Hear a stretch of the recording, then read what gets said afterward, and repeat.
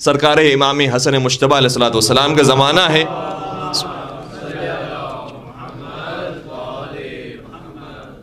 ایک شامی آیا، سرکار امام حسن کا زمانہ ہے، ظاہر سی بات ہے آپ جانتے ہیں کہ شام میں حکومت کرنے والا کون ہے، اور اسی مغز کے ساتھ، اسی ذہنیت کے ساتھ وہ مدینے میں آیا ہے اور ڈھونڈتا ڈھونڈتا آیا کہ علی کا گھر کہاں پر ہے. پتہ چلا کہ یہ علی کے بیٹے ہیں. جیسے علی کا بیٹا دکھائی دیا، جو کچھ اس کی زبان پر تھا کہنا شروع کیا، گالم گلوچ دی، فحش زبان استعمال کی. اور واقعاً جو فحش زبان ہوتی ہے، اب میں اس کو مزید نہیں کھول سکتا، لیکن ایسی زبان استعمال کی کہ جو عام طور پر آج کے زمانے میں دشمن بھی استعمال نہیں کرتا.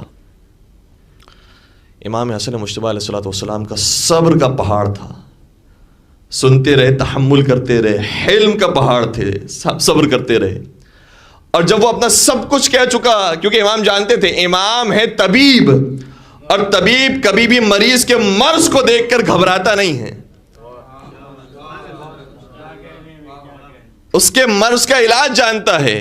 لہذا طبیب سمجھ گیا یہاں پر علاج یہ نہیں ہے کہ میں جو اس نے کہا ہے اس سے بڑھ کر اس کا جواب دوں، یہاں پر علاج یہ ہے کہ خاموشی اختیار کرو.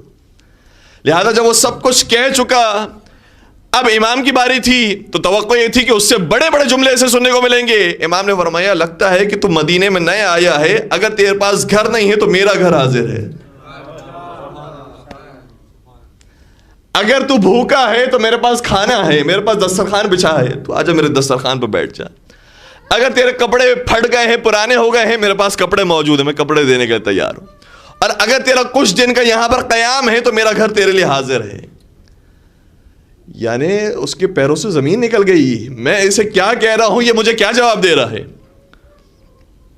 اور جب امام نے یہ انداز اختیار کیا تو قرآن کریم کی آیت کے مطابق وہی رزلٹ ملا جو قرآن نے کہا تھا، وہ تمہارا سب سے بڑا دشمن ہوگا لیکن دوست بن جائے گا. کہنے لگا کہ اے علی کے بیٹے، جب میں شام سے چلا تھا تو میری نگاہ میں تیرا باپ اور تو سب سے بڑے میرے دشمن تھے، لیکن اب میں جب تیرے پاس پہنچا ہوں تو میری نگاہ میں تو اور تیرے باپ سب سے بڑے دوست بن گئے.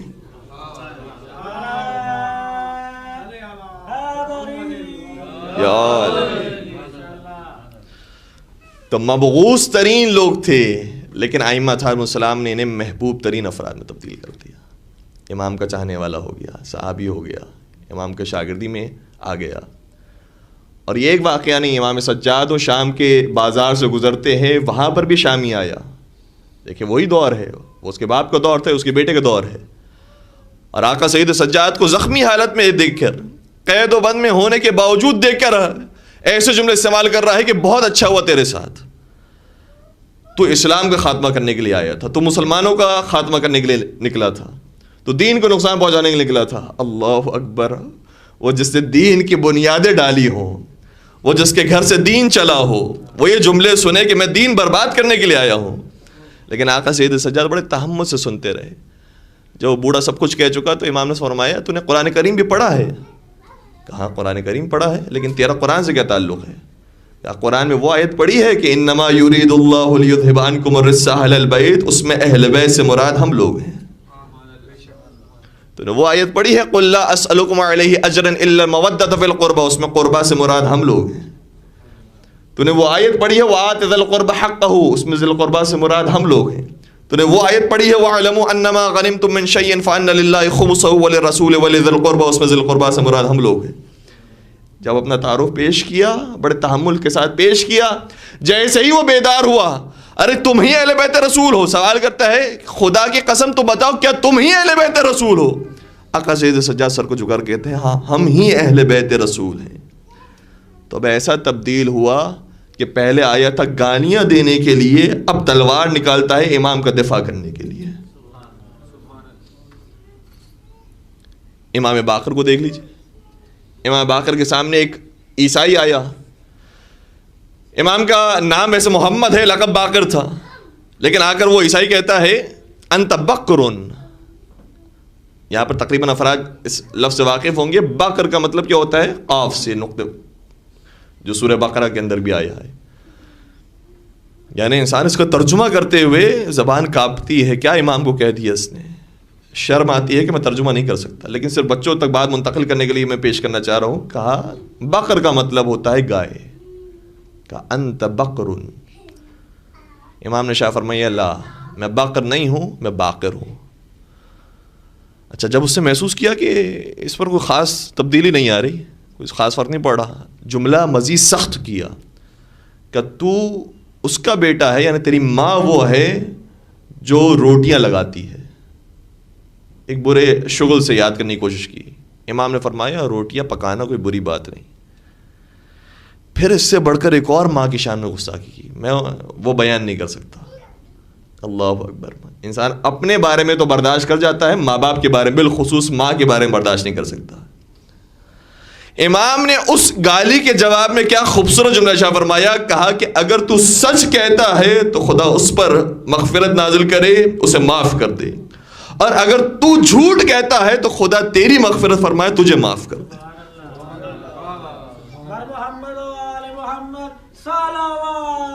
اللہ صلی علی محمد اسی وقت زبان سے کلمہ جاری ہوا، اشہد ان لا الہ الا اللہ واشہد ان محمد رسول اللہ واشہد انک خلیفۃ اللہ حقا. میں گواہی دیتا ہوں کہ اللہ کے علاوہ کوئی معبود نہیں، محمد اللہ کے رسول ہیں اور آپ اس کے سچے خلیفہ ہیں.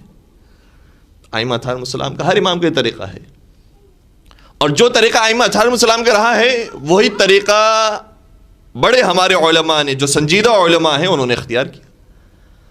لہذا بلا وجہ کسی سے بحث میں نہیں پڑا کرتے تھے. ائمہ علیہ السلام نے یہ بھی فرمایا ہے، دیکھو بلا وجہ مناظرے میں نہ جاؤ، بلا وجہ بحث میں نہ جاؤ. حتیٰ ایک صحابی نے آ کر یہ عرض کیا، حمزہ طیار اس کا نام ہے، بہت جلیل القدر صحابی، اور ایسا صحابی ہے کہ امام بار بار اس کے بارے میں پوچھا کرتے تھے کہ وہ کیا کر رہا ہے آج کل. ہشام ابن حکم سے ایک مرتبہ سوال کیا، حمزہ طیار کیا کر رہا ہے؟ کیا کہ وہ آپ کی تبلیغ کے اندر اور دین حق کی دفاع کے اندر مشغول ہے. امام نے فرمایا کہ خدا کی رحمتیں اس پر نازل ہوں، کیونکہ حق بنتا ہے کہ وہ جس محنت اور جس ارادے کے ساتھ نکلا ہے وہ اپنے ارادے میں کامیاب ہوگا. حمزہ طیار ایک مرتبہ آیا امام کی خدمت میں، عرض کرنے لگا کہ فرزند رسول مجھ تک ایک خبر پہنچی ہے، ایک حدیث آپ کی طرف سے پہنچی ہے، کیا یہ حدیث صحیح ہے غلط ہے؟ کہ بلغنی انک کرہت مناظرۃ الناس، مجھ تک یہ اطلاع پہنچی ہے کہ آپ لوگوں سے مناظرے کو پسند نہیں کرتے، آپ نہیں چاہتے کہ ہم آپ کا مناظرہ، آپ کے دفاع کے اندر مناظرہ لوگوں سے کریں. امام نے کیا خوبصورت جملہ شاہ فرمایا. دیکھیں بعض لوگوں کو اس کا مطلب مناظرے سے منع فرمایا ہے، خود یہ خبر بتا رہی ہے کہ بعض لوگوں کو روکا تھا جس کے اندر صلاحیت نہیں ہے وہی کام نہ کرے. لیکن امام نے حمزہ طیار کی ظرفیت اور اس کی صلاحیت کو دیکھتے ہوئے ارشاد فرمایا، اے حمزہ طیار، لیکن میں پسند کرتا ہوں کہ تم جیسے لوگ مناظرہ کریں. کیوں؟ آگے وجہ بیان کی، کہا اس لیے کیونکہ جب تم زمین پر ہوتے ہو تو آسمان میں اپنی پرواز کو جانتے ہو، اور جب تم آسمان میں پرواز کر رہے ہوتے ہو تو زمین کو بھی جانتے ہو. یعنی تم اپنی حدود کو جانتے ہو، جذبات میں نہیں آ جاتے کہ جو زبان پر آ گیا وہ کہہ دیا. تمہیں اپنی حدود معلوم ہے، لہذا ایسے افراد کی جو بہت سمجھداری کے ساتھ جوابات دے سکیں، میں پسند کرتا ہوں کہ ایسے افراد مناظرہ کریں. تو حدود معلوم ہو تو بہترین چیز ہے. اسی طریقے سے ابن ابی العوجہ کے بارے میں روایت کی یہ جملہ یہ ہے، اور وہ خود یہ بیان کر رہا ہے، چھڑے سرکار ہی کا زمانہ ہے. آیا مسجد نبوی کے اندر دیکھا کہ ایک گوشے کے اندر، اچھا ابن ابی العوجہ یہ کام کر رہا تھا کہ وہ تقریر کر رہا ہے اور کفریات بک رہا ہے،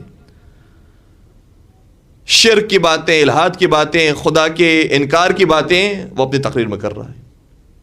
اچھا اس کے مقابلے میں جو امام کا صحابی ہے اس کا نام ہے مفضل بن عمر، وہ بھی جلیل القدر صحابی، بہت قریبی ساتھی، اور کئی سارے کام امام نے سونپے تھے مفضل ابن عمر کو. مفضل نے آ کر دیکھا کہ ابن ابی العوجہ خدا کا انکار کر رہا ہے، مسجد رسول کے اندر بیٹھ کر تقریر کر رہا ہے، لوگ سن رہے ہیں. کھڑا ہو گیا اپنے مقام سے اور اسی طریقے سے جذبات میں آ کر اسے جواب دیا کہ تو کافر ہو گیا ہے، تو مشرک ہو گیا ہے، تو نے یہ کر دیا، تو نے وہ کر دیا، اتنا انکار کر دیا. ابن ابی العوجہ نے کہا کہ اگر تو کوئی دانشمند ہے، تو کوئی دانشور ہے تو علمی دلائل لے کر آ، میں اس کا جواب دوں گا، اور اگر تو عام انسان ہے اور تیرے پاس علم اور دانش نہیں ہے تو بہتر ہے کہ تو خاموش ہو جا.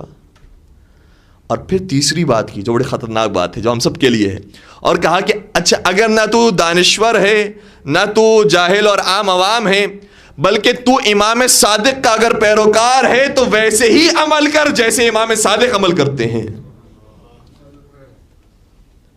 کہنے لگا کہ امام صادق کس طرح سے رفتار کرتے ہیں تیرے ساتھ؟ کہ ہم نے اس سے زیادہ بڑی بڑی باتیں امام صادق کے سامنے کہی ہیں، جو تم سن رہا ہے اس سے بڑی بڑی باتیں ہم نے ان کے سامنے کہی ہے، لیکن تیرے امام ایسے تحمل کے ساتھ سنتے تھے کہ ہمیں یہ یقین ہونے لگتا تھا کہ جیسے وہ ہمارے دلائل سے قائل ہو گئے ہیں اور ہمارے استدلال کو انہوں نے قبول کر لیا ہے، اور ہمیں یقین ہو جاتا تھا کہ اب تیرے امام کے پاس کوئی جواب نہیں ہوگا. لیکن جب ہماری بات ختم ہوتی تھی تو امام صادق مختصر جملوں کے ذریعے ایسے علم کے سمندر کو جاری کرتے تھے کہ ہماری ساری دلیلوں پر پانی پھر جاتا تھا. کہ اگر تو امام صادق کا پیروکار ہے تو ان کی تقلید کر، ان کی پیروی کر جیسے وہ چلا کرتے تھے.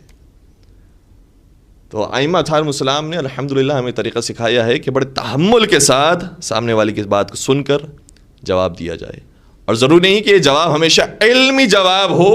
کبھی کبھار آپ کا انداز، کبھی کبھار آپ کی باڈی لینگویج، کبھی کبھار آپ کا کردار اسے اتنا متاثر کرتا ہے جتنا انسان کا علم بھی اسے متاثر نہیں کرتا.